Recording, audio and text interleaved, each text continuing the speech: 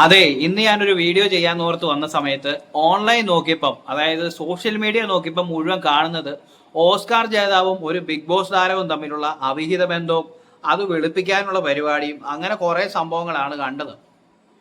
അപ്പോൾ അതിനെക്കുറിച്ച് എന്തെങ്കിലും ചെയ്തേക്കാന്നൊക്കെ ഓർത്ത് നോക്കിയപ്പം എങ്ങാണ്ട് കള്ളവടി വെച്ച കഥ എനിക്ക് പറയാൻ തോന്നിയില്ല. പക്ഷേ ഒരു നല്ല കാര്യം പറയാം എന്നോർത്തു. എന്തെങ്കിലും ചെക്ക് ചെയ്തപ്പോഴാണ് ഇന്നത്തെ ബഡ്ജറ്റിനെ കുറിച്ച് എന്തെങ്കിലും പറയാമെന്ന് വെച്ചത്. ഇന്നത്തെ ബഡ്ജറ്റിനെ കുറിച്ച് പറയുമ്പം ഒത്തിരി കാര്യങ്ങളിലേക്ക് ഞാൻ പോകുന്നില്ല.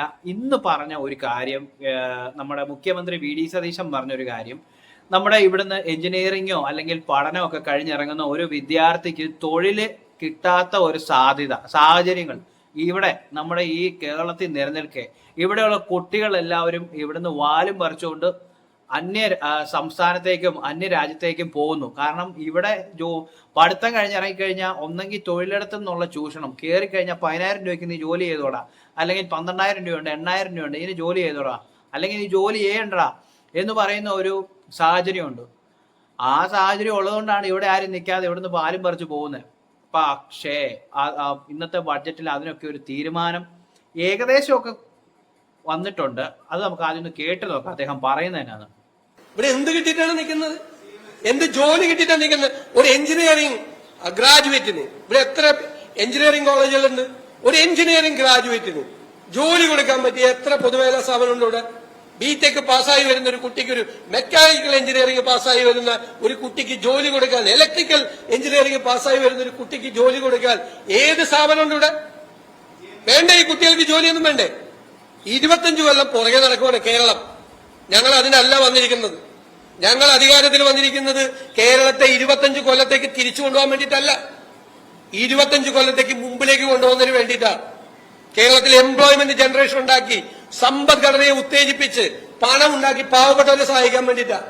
ഈ പണം കൊണ്ട് വെൽഫെയർ പ്രോജക്റ്റുകൾ നടപ്പാക്കും.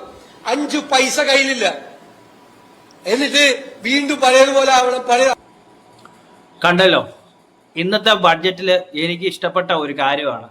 ഇവിടെ നമ്മുടെ കുട്ടികൾ അല്ലെങ്കിൽ നമ്മുടെ യുവാക്കൾ നമ്മുടെ നാട്ടിൽ വേണം. യുവാക്കൾ നാട്ടിലുണ്ടെങ്കിലേ ഇവിടെ നാട് എന്താ പറയുന്നത്, ഒന്ന് വികസനം അല്ലെങ്കിൽ അങ്ങനെയുള്ള കാര്യങ്ങൾ കുറച്ച് മുന്നോട്ടേക്ക് നിൽക്കത്തുള്ളൂ. കാരണം ഇവിടെയുള്ള യുവാക്കളെല്ലാം പോയിട്ട് ഇവിടെ കുറെ നാൾ കഴിയുമ്പോൾ കാരണവന്മാർ മാത്രമേ ഉള്ളെങ്കിൽ അവരുടെ ഒരു കാലം കഴിയുമ്പോൾ കേരളത്തിൽ ആരാ ഉള്ളത്? പിന്നെ കേരളത്തിൽ പിന്നെ എങ്ങനെ കേരളം വികസിക്കും?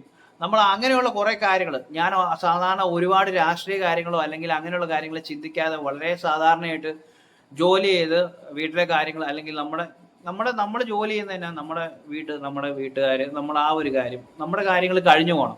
അങ്ങനെ കഴിഞ്ഞു പോകുന്ന ഒരു വ്യക്തിയായി ഞാൻ എന്തുകൊണ്ട് ഇങ്ങനെയുള്ള കാര്യങ്ങൾ ചിന്തിക്കാൻ തുടങ്ങി എന്ന് വെച്ച് കഴിഞ്ഞാൽ, എൻ്റെ മനസ്സിലും കുറെ ചിന്തകൾ. കാരണം എൻ്റെ കൂട്ടുകാരാണെങ്കിൽ പോലും, എനിക്കറിയാവുന്ന ആൾക്കാരാണെങ്കിൽ പോലും ഒരു ഘട്ടം കഴിയുമ്പോൾ ഇവിടുന്ന് പോകുക.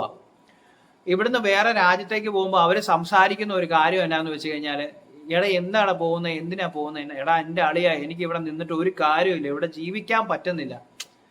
അതായത് ഇവിടെ പണം എന്ന് പറയുന്ന സാധനം, ജോലി ചെയ്ത പൈസയില്ല ഒന്ന്, രണ്ടാമത് സാധനങ്ങളുടെ എല്ലാം വില കൂടുന്നു. സാധനങ്ങളുടെ വില കൂടുന്നതും നമുക്ക് കിട്ടുന്ന സാലറിയും തമ്മിൽ തട്ടിച്ച് നോക്കുമ്പോൾ നമുക്ക് മൊത്തം നോക്കുമ്പോൾ കടം മാത്രമേ കാണുള്ളൂ. കയ്യിലുള്ള സാലറി തീർന്നിട്ട് പിന്നെയും കടം എന്ന് പറയുന്ന ഒരു അവസ്ഥയിലേക്കൊക്കെയാണ് പോകുന്നത്. അപ്പോൾ അങ്ങനെയുള്ള ഒരു സാഹചര്യം വരുന്നതുകൊണ്ട് പല കൂട്ടുകാരും, ഇപ്പൊ എന്നെ അറിയാവുന്ന, എനിക്കറിയാവുന്ന എൻ്റെ കൂട്ടുകാർ പലരും ഇവിടുന്ന് നാട് വിടുന്നതിന്റെ കാരണം ഇതാണ്. പക്ഷേ ഈ പോകുന്ന 3/4% ആൾക്കാർക്കും, എൻ്റെ കൂട്ടുകാരുടെ 3/4% ആൾക്കാർ കേരളത്തിൽ സ്വന്തം വീട്ടിൽ കിടന്ന് ഉറങ്ങണമെന്ന് ആഗ്രഹമുള്ളവരാണ്. പക്ഷേ അവർക്ക് പറ്റുന്നില്ല. അവർക്ക് പറ്റാഞ്ഞിട്ടാണ് അവർ പോകുന്നത്. അത് എല്ലാ ആളുകളും ചിന്തിക്കേണ്ട ഒരു കാര്യമാണ്. നമ്മൾ ഈ വിദേശ രാജ്യത്തൊക്കെ ചെന്ന് കഴിയുമ്പോൾ നമ്മൾ അവിടുത്തെ 2ാം തരംകാരാണ്. അതായത് 2ാം തരംകാരെന്ന് പറയുമ്പോൾ നമ്മളെ സംബന്ധിച്ച് നമ്മൾ പുതിയൊരു രാജ്യത്ത് ചെന്ന് ഭയങ്കര സെറ്റപ്പാണ് മറ്റേ, പക്ഷെ അവരവിടെ നമ്മളെ 2ാം തരക്കാരായിട്ടാണ് കാണുന്നത്. അതിൻ്റെ ഒരു ഉദാഹരണം പറയാം. നമ്മുടെ കേരളത്തിൽ നമ്മൾ ജീവിക്കുന്നു, അന്യ സംസ്ഥാന തൊഴിലാളികൾ നമ്മുടെ നാട്ടിൽ വരുന്നു. അന്യ സംസ്ഥാന തൊഴിലാളികൾ നമ്മുടെ നാട്ടിൽ വന്നു കഴിയുമ്പോൾ നമ്മൾ അവരെ എങ്ങനെയാണ് കാണുന്നത്? നമ്മൾ നമ്മുടെ ഒപ്പം തോളേക്കായിട്ട് ചിലർ നടത്തും. പക്ഷെ അവർ ബംഗാളികളെന്നേ നമ്മൾ പറയത്തുള്ളൂ. ആ ബംഗാളിക്കാരൻ ആ ഒരു രീതിയെ പറയുള്ളൂ. അവർക്ക് ആ ഒരു പരിഗണന കൊടുക്കുന്നത്. ഇതേ അവസ്ഥയാണ് ഇവിടെ നിന്ന് പുറത്തേക്ക് ചെല്ലുമ്പോൾ നമ്മുടെ ആൾക്കാർക്ക് കിട്ടുന്നത്. പക്ഷെ പുറത്ത് ചെല്ലുമ്പോൾ പൈസ കിട്ടും. അവിടെ നിന്ന് വരുന്ന ബംഗാളിയും പറയുന്നത് കേരളത്തിൽ നിന്ന് അത്യാവശ്യം പൈസ കിട്ടുന്നുണ്ടെന്നുള്ള. രണ്ടിടത്തും പൈസയാണ്. പക്ഷേ പറഞ്ഞു വന്ന ഒരു കാര്യം, നമ്മൾ അങ്ങനെ രണ്ടാം നിരക്കാരായിട്ട് ജീവിക്കേണ്ട ആൾക്കാരാണോ? നമ്മുടെ നാട്ടില് നമ്മൾ ഒന്നാം നിരക്കാരനായിട്ട് ജീവിക്കണ്ടേ? നമ്മുടെ നാട്ടില് യുവാക്കൾ വേണ്ടേ? ഞാനും എന്നെ പോലെയുള്ള കുറേ ആളുകളും അല്ലെങ്കിൽ വിദേശത്തുള്ള കുറേ ആളുകളും നാട്ടിൽ വന്ന് ജീവിക്കാനായിട്ട് കൊതിക്കുന്നുണ്ട്. ആ ഒരു കൊതി, അതായത് അവരുടെ മനസ്സിൽ ഇങ്ങനെ നമ്മുടെ നാട്ടിൽ ജീവിക്കണം, നാട്ടിൽ ജീവിച്ച് മരിക്കണം എന്ന് ആഗ്രഹിച്ച്, അല്ലേ? ഒരാൾ ജനിച്ച് പഠനം എല്ലാം കഴിഞ്ഞ് സ്വപ്നങ്ങൾ കാണും. അയാളുടെ മനസ്സിൽ ഇഷ്ടപ്പെട്ട സുഖ സൗകര്യങ്ങളോടുകൂടി ജീവിക്കാൻ. എല്ലാവർക്കും അത് സാധ്യമാകണമെന്നില്ല. പക്ഷേ നമുക്ക് ഒക്കുന്ന, അതായത് നമ്മളെ കൊണ്ട് കൂട്ടിയാൽ കൂടുന്ന കാര്യങ്ങളെ നമ്മൾ അടിച്ചു പൊളിച്ച് സന്തോഷത്തോടു കൂടി, വിഷമിക്കാതെ, ടെൻഷൻ അടിക്കാതെ ജീവിക്കാനായിട്ട് എല്ലാവരും ആഗ്രഹിക്കുന്നില്ലേ? സമാധാനത്തോടു കൂടി ഉറങ്ങാൻ ആഗ്രഹിക്കുന്നില്ലേ? അതും സ്വന്തം വീട്ടിൽ, സ്വന്തം കട്ടിൽ, ഇല്ലേ? അപ്പോൾ അങ്ങനെയുള്ള കുറേ കാര്യങ്ങൾക്ക്, അതായത് കുറേ യുവാക്കൾക്ക് നാട്ടിൽ തന്നെ നല്ല അവസരങ്ങൾ ഉണ്ടാകാൻ വേണ്ടിയിട്ടുള്ള ഒരു കാര്യമാണ് ഈ ബഡ്ജറ്റിൽ കണ്ടിരിക്കുന്നത്. എന്നെ സംബന്ധിച്ച് ഞാൻ സാറ്റിസ്ഫൈഡ് ആണ്. പ്ലസ് രണ്ടാമത്തെ ഒരു കാര്യം എന്ന് വെച്ച് കഴിഞ്ഞാൽ, ഈ പറഞ്ഞിരിക്കുന്ന കാര്യങ്ങൾ പ്രാവർത്തികമാക്കി വന്നാൽ അടിപൊളിയായിരിക്കും. ഒന്ന്, ഇപ്പോഴത്തെ നമ്മുടെ മുഖ്യമന്ത്രി പറയുന്നുണ്ട്, കേരളം ഇപ്പോഴും 25 കൊല്ലം പുറകിലാണെന്നാണ് പറയുന്നത്. അതായത് നമ്മൾ അപ്ഡേറ്റഡ് അല്ല, ഔട്ട്ഡേറ്റഡ് ആണ്. പഴയ കുറേ കാര്യങ്ങളും കാലഹരണപ്പെട്ട കുറേ സിലബസും അല്ലെങ്കിൽ അത് പഠന കാര്യത്തിൽ അല്ലെ കാലഹരണപ്പെട്ട, അതായത് ഇപ്പോഴും ഒന്ന് പുതുക്കിയെടുക്കേണ്ട, അല്ലെങ്കിൽ പുതിയ അപ്ഡേറ്റഡ് ടെക്നോളജിയുമായിട്ട് ഇടപഴകേണ്ട ഈ കാലത്ത് ഇപ്പോഴും പണ്ടത്തെ പഞ്ചർ ഒട്ടിച്ച വണ്ടിയും കൊണ്ട് നടക്കുന്ന അവസ്ഥയാണെന്നാണ് പറയുന്നത്.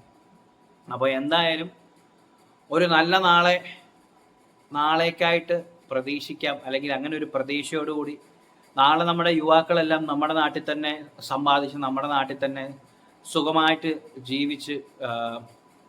ജീവിക്കാൻ വേണ്ടിയിട്ടുള്ള ഒരു അവസരം നമ്മുടെ ഗവൺമെൻറ് ഉണ്ടാക്കി തരുമെന്ന് വിചാരിക്കുന്നു. ഒരുപാട് നല്ല നല്ല കാര്യങ്ങൾ വരുന്നുണ്ട്. ഇപ്പോൾ ഓപ്പറേഷൻ തൂഫാനിലൂടെയൊക്കെ കുറേ ലഹരി ഇവിടുന്ന് തുടച്ചു മാറ്റുന്നുണ്ടെങ്കിലും ആ ഒരു ഒഴുക്ക് തടയാനായിട്ട് കുറേ ശ്രമിക്കണം. എന്തായാലും നല്ലൊരു നാളേക്കായിട്ട് നല്ലൊരു ബഡ്ജറ്റ് അവതരണം നടന്നതായിട്ട് കണ്ടതിൽ വെച്ച് നല്ലൊരു അവതരണമായിരുന്നു. അത് പ്രാവർത്തികമാകട്ടെ. വി.ഡി. സതീശൻ്റെ നേതൃത്വത്തിൽ, നമ്മുടെ കോൺഗ്രസിൻ്റെ ഇപ്പോഴത്തെ അധികാരത്തിലുള്ള കോൺഗ്രസിൻ്റെ നേതൃത്വത്തിൽ നമ്മുടെ നാട് നന്നാകട്ടെ. അതായത് കോൺഗ്രസിൻ്റെ നേതൃത്വം എന്ന് പറയുമ്പോൾ കോൺഗ്രസ്സുകാരും മാത്രമല്ല, നാട് ഭരിക്കുന്നവർ, നാട്ടിലെ എന്താ പറയുന്നത്, നമ്മുടെ രാഷ്ട്രീയം മറന്ന് എല്ലാവരും ഒരുപോലെ വളരാൻ വേണ്ടിയിട്ട് ഉള്ള കാര്യങ്ങൾ ചെയ്യട്ടെ. എല്ലാവർക്കും എന്താ പറയുന്നത്, പുതിയതായിട്ട് നമ്മുടെ കേരളം ഒന്ന് അപ്ഡേറ്റഡ് ആയിട്ട് വരുമ്പം അത് എല്ലാവർക്കും ഒരു ഫ്രഷ് ഫീൽ തരട്ടെ. അങ്ങനെ ഞാൻ ആഗ്രഹിക്കുന്നു. അങ്ങനെ ആകട്ടെ.